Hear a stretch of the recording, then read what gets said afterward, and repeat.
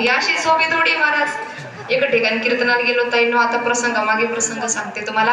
असं मोठा टीव्ही होता त्यांच्याकडे 16 इंचीचा, आणि त्यांच्या घरी गेली आणि ते लेकरू टीव्ही पाहत होतं. ते मोठं बदलू काय असतं ना, हा ते पाहत होतं. त्याला म्हटलं दादा रिमोट दे मला. का बरं पाहिजे तुम्हाला महाराज लोकांना टीव्ही काय पाहिजे आवड. म्हटलं बापरे लई डेंजर आहे हो. म्हणजे महाराज भेटणार नाही तुम्हाला रिमोट. म्हटलं जाऊ द्या काही अडचण नाही. बसली गपगुमान, त्याचं घर होतं, बोलता येईना चालता येईना, बसले सोप्याला. चुप त्याचा मित्र आला म्हणे बाबू चल खेळायला. त्याने माझ्या हातात रिमोट दिला, तो निघून गेला. म्हटलं वा भारत स्वतंत्र झाला.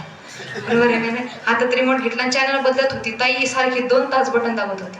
बटन दाबता दाबता माझा बोट दुखायला लागलं. साईडला ते रिमोट ठेवलं, वैतागून बसली. ते आलं फिरून, ते म्हणे महाराज. म्हटलं काय बदललं का चॅनल. म्हटलं नाही ना रे, कधीपासून प्रयत्न करते चॅनलच बदलत नाही. तो म्हणे महाराज कायच बदलणार, एक्सेल माझ्या खिशात होता.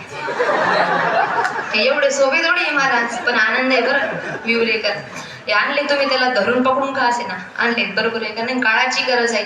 आपल्या मुलाचं मस्तक तिलकहीन नसलं पाहिजे, जीवा मंत्रहीन नसली पाहिजे. कारण जीवा मंत्रहीन आणि मस्तक तिलकहीन हिंदूंचे लक्षण नाहीत. भाग्यवान आहेत आपण. हिंदू धर्मात या लेकरांचा जन्म आहे, तुमचा माझा जन्म आहे, भारतात आपला जन्म आहे. भारत साधूची भूमी आहे, महाराष्ट्र संतांची भूमी. जहाँ डाल डाल पर सोने की चिड़िया करती है बसेरा, वह भारत देश है मेरा. अशा भारतात आपला जन्म आहे. वो पवित्र ते कुळ, पावन तो देश जे